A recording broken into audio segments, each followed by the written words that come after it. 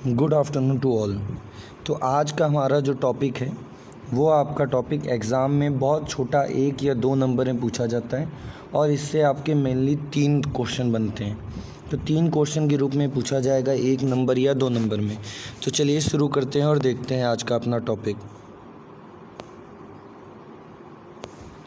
तो आज का हमारा टॉपिक है समविभव पृष्ठ। अब अगर बेसिकली आप इसके नाम पर ही जाओगे तो आपको आधी से ज़्यादा डेफिनेशन क्लियर हो जाएगी। यहाँ पर समविभव का मतलब है 2 वर्ड मिले, एक सम और दूसरा विभव, और पृष्ठ का मतलब कोई तल होगा कोई पृष्ठ होगा। समविभव का मतलब सम का मतलब समान और विभव तो विभव है ही, यानी कोई ऐसा पृष्ठ अगर हम ले लें जिसके प्रत्येक बिंदु पर विभव क्या हो, समान हो। जैसे आपके मोबाइल की स्क्रीन, ये एक पृष्ठ है, इसके हर बिंदु पे मान लो आपका 5 वोल्ट का विभवांतर हो जाए तो आपकी मोबाइल की स्क्रीन कैसी हो जाएगी, समविभव पृष्ठ हो जाएगी। तो ये बात बस इतनी सी, बहुत सिंपल डेफिनेशन है इसकी। अगर हम आगे चल के थ्योरी देखें तो लिखा है आपका, किसी विद्युत क्षेत्र में रखा है ऐसा पृष्ठ जिसके सभी बिंदुओं पर विद्युत विभव का मान एक समान हो, उस पृष्ठ को समविभव पृष्ठ कहते हैं। आगे अगर हम चलें और इसकी अगर डेफिनेशन और पढ़ें तो समविभव पृष्ठ के सभी बिंदुओं पर विभव का मान समान होता है, अतः 2 बिंदुओं के मध्य विभवांतर क्या होगा, शून्य होगा। अब ये कैसे पता चलेगा, विभवांतर क्या होता है, 2 बिंदुओं के मध्य जो विभवांतर में अंतर है। अब जब पूरी स्क्रीन पर हर जगह पर 5 है और अब किन्हीं भी 2 बिंदुओं को ले लेंगे और जब आप विभवांतर निकालेंगे यानी विभव का अंतर निकालेंगे, जैसे ही माइनस करेंगे 5 में 5 गया 0, तो विभव तो हर जगह पर 5 होगा, पर 2 बिंदुओं के मध्य विभवांतर जब देखेंगे तो वो होगा 0। पहले भी आपको बताया कि विभव और विभवांतर में छोटा सा फर्क है। विभव क्या है, एकांक आवेश को अनंत से किसी बिंदु तक लाने में किया गया कार्य, और आपका विभवांतर क्या है, एकांक आवेश को एक बिंदु से दूसरे बिंदु तक ले जाने में किया गया कार्य, यानी उन बिंदुओं के बीच कितना विभव का अंतर है उसी को हम क्या कहते हैं, विभवांतर कहते हैं। तो ये हो गई इसकी आपकी डेफिनेशन। ये 1 नंबर में आपकी डेफिनेशन पूछी जाती है, समविभव पृष्ठ क्या है। अब आ जाते हैं इससे इंपॉर्टेंट टर्म कुछ पूछे जाते हैं, उनको भी देख लेते हैं। तो समविभव पृष्ठ के गुणधर्म, पहला कि हम जानते हैं कि एकांक आवेश को अनंत से किसी बिंदु तक ले जाने में किए गए कार्य उन बिंदुओं के मध्य विभवांतर कहलाता है। पर हमने अभी पढ़ा कि इसमें विभवांतर तो होगा ही नहीं, विभवांतर क्या होगा, शून्य होगा, क्योंकि सब जगह का विभव सेम है। तो विभव का अंतर कितना हो जाएगा आपका, शून्य हो जाएगा। तो हम सीधे सीधे क्या रख देंगे यहाँ पर कि किया गया कार्य भी कितना होगा, शून्य। यानी किसी आवेश को एक बिंदु से दूसरे बिंदु तक अगर हम ले जाएं तो कोई भी कार्य नहीं करना पड़ेगा। देखते हैं, अभी सिद्ध करते हैं इस बात को। तो हम लोग को पता है dV बराबर dW/Q0। अब यहाँ पर dV क्यों लिखा है ये समझिएगा, क्योंकि यहाँ पर अगर हम बात करें 2 चीज़ें, हम विभव और विभवांतर साथ में पढ़ रहे हैं। ऐसे हम बेसिकली दोनों को V से रिप्रेजेंट करते थे, पर विभव हमने माना कितना है, हर जगह पर 5 है, मान लेते हैं।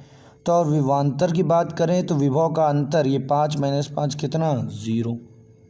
तो इसीलिए हमने विभवांतर को किससे रिप्रेजेंट कर दिया है, dV से। और कार्य, क्योंकि 2 बिंदुओं के बीच कार्य किया जा रहा है, इसीलिए उस कार्य को भी क्या लिख लिया है, dW। बस इतना सा चेंज कर दिया। अब क्योंकि परीक्षण आवेश है, एकांक आवेश है, तो Q0 बराबर 1। देन dV बराबर कितना हो जाएगा, dV बराबर dW। अब हमें पता है कि dV तो 0 होता है, क्योंकि समविभव पृष्ठ है, हर जगह का विभव समान होगा और विभवांतर का मान कितना होगा, 0 होगा। तो dV 0 तो dW भी क्या हो जाएगा, 0। वही आगे थ्योरी में लिखा है कि हम जानते हैं कि समविभव पृष्ठ पर विभवांतर शून्य होता है, अतः समविभव पृष्ठ पर किसी आवेश को एक बिंदु से दूसरे बिंदु तक ले जाने में कोई कार्य नहीं करना पड़ेगा। ये पूछा जाता है आपका, बहुविकल्पीय में आ जाता है, नहीं तो थ्योरी में आ जाता है कि समविभव पृष्ठ पर किसी आवेश को एक बिंदु से दूसरे बिंदु तक ले जाने में कितना कार्य करना पड़ता है। तो आंसर याद रखिएगा, शून्य कार्य करना पड़ता है, कोई भी कार्य नहीं करना पड़ता। आगे चलते हैं, दूसरा पॉइंट इसका देखते हैं। दूसरा पॉइंट आपका कह रहा है, इसमें आपको रिलेशन पता करना है कि जो आपका वैद्युत क्षेत्र होगा उसका कोण क्या बनेगा, थीटा का मान क्या होगा, हम ये निकालने का प्रयास करेंगे। तो इसमें एकांक धन आवेश को किसी समविभव पृष्ठ पर एक अल्प दूरी dr विस्थापित करने में किया गया अल्प कार्य। एक आवेश है आपका एकांक आवेश, उसको अल्प दूरी dr खिसकाया हमने, तो हमने लिखा कार्य क्या होता है, कार्य बराबर बल गुणे विस्थापन, एफ dr और कॉस थीटा क्या है, एंगल किसके किसके मध्य का, बल के और dr विस्थापन के मध्य का एंगल है। फिर हमने यहाँ से एक चीज़ और हम लोगों ने पहले पढ़ रखी है, आल्सो वी नो डैट, कि आपका F जो है बराबर होता है EQ, क्योंकि E बराबर हमने वैद्युत क्षेत्र बराबर पढ़ा था, बल बटे आवेश होता था, E बराबर F अपॉन Q नॉट होता था। इसी तरह F बराबर निकाल लिया तो E Q नॉट। अगर Q नॉट क्योंकि एकांक धनावेश मानना है तो Q नॉट बराबर क्या हो जाएगा, 1, ये Q ज़ीरो नहीं है, Q नॉट है, Q नॉट लिखिएगा, तो Q नॉट बराबर हो जाएगा 1। फॉर्मूले में अगर वैल्यू रख दें तो F बराबर आपका हो जाएगा E, ये F बराबर ही हमने रख दिया समीकरण नंबर 1 में, तो dw बराबर हो गया E dr cos थीटा। अब क्योंकि हमें पता है किया गया कार्य कितना होता है 0, तो dw भी कितना हो जाएगा 0। हमने इसमें वैल्यू रख दी, जब वैल्यू रख दी तो आपका हो गया E dr cos थीटा बराबर 0।